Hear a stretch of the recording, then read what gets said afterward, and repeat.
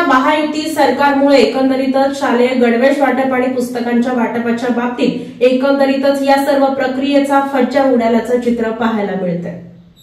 महाराष्ट्रातील महायुती सरकारने प्राथमिक शालेय गणवेश आणि शालेय साहित्य वाटप अंतर्गत जाहीर केलेल्या एक राज्य एक गणवेश योजनेचा संपूर्णतः फज्जा उडालाय। शालेय विद्यार्थ्यांना त्वरित गणवेश आणि शालेय साहित्य वाटप करा यासाठी शिवसेना उद्धव बाळासाहेब ठाकरे पक्षाच्या वतीने जिल्हाधिकारी कार्यालयासमोर सोलापूर महानगर प्रमुख विष्णू कारंपुरी यांच्या नेतृत्वाखाली जिल्हा प्रमुख प्राध्यापक अजय दासरी, शहर प्रमुख महेश धाराशिवकर, दत्तात्रय वाणकर, शरणराज किंगनाळकर यांच्या प्रमुख उपस्थितीत भव्य निदर्शनं करण्यात आली आहेत। या निदर्शन कार्यक्रमात महाराष्ट्रातील शिंदे, फडणवीस आणि पवार सरकारचा निषेध करण्यात आलाय।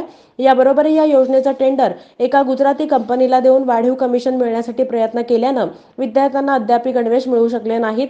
शाळा सुरू होऊन 15 दिवस होत आहेत, विद्यार्थी बिगर गणवेशात शाळेला जात असून याची कुठलीच लाज या सरकारला वाटत नाहीये। उलट गुजराती ठेकेदारांच्या सांगण्यावरून शालेय समितींना आणखी 1 महिन्याची मुदतवाढ सरकार मागतोय। या आंदोलनात विद्यार्थी-विद्यार्थिनी देखील केसरकर काका आमचे गणवेश कुठे आहेत असे फलक घेऊन निदर्शनात ते सामील झाले। यावरून आता महाराष्ट्रातल्या भ्रष्टाचारी महायुती सरकार आता भ्रष्टाचार शिक्षण खात्यापर्यंत त्यांनी आणून ठेवलंय याचाही जाहीर निषेध निदर्शनाच्या वेळी करण्यात आलाय।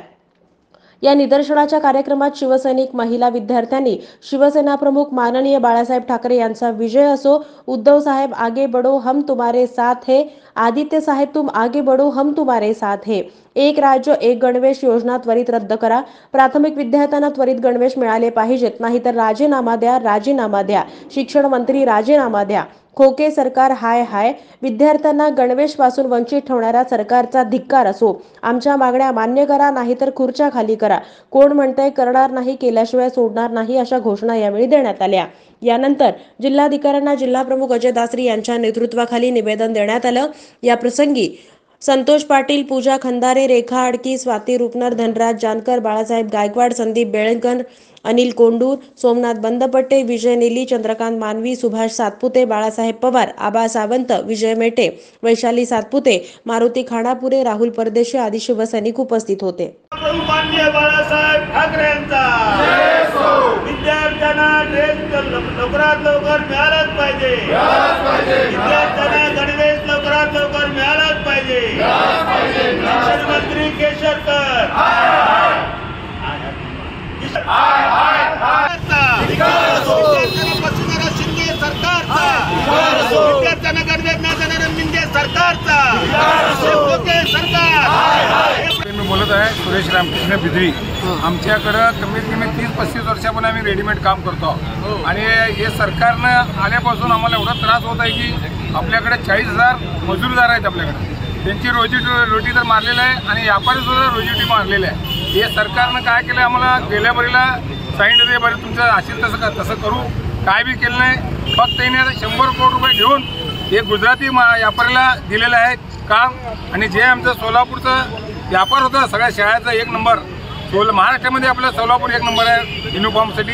आणि आपलं सोलापूरचं दर्जा कसं कमी करायचा हे नालायक आपले आमदार लोक सुद्धा काय बोलत नाही। सोलापुरातील जिल्हाधिकारी कार्यालयासमोर शिवसेना उद्धव बाळासाहेब ठाकरे पक्षाच्या वतीने विद्यार्थ्यांना गणवेश देतो म्हणून, त्यांना 25% शालेय साहित्य देतो म्हणून फसवणूक केलेल्या सरकारविरुद्ध आम्ही निदर्शने करत आहोत।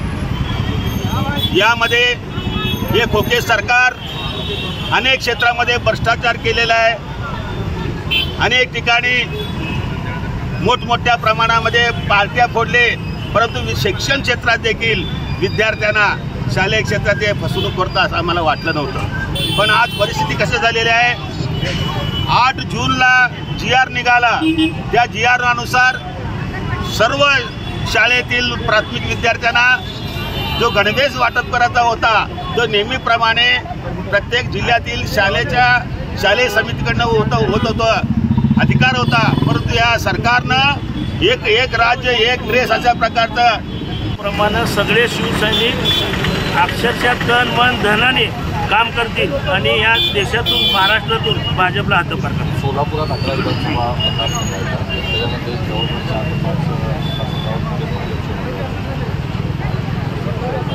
या 11 विधानसभा मतदारसंघात काय आता रणनीती आम्ही इथं असं सांगू शकत नाही.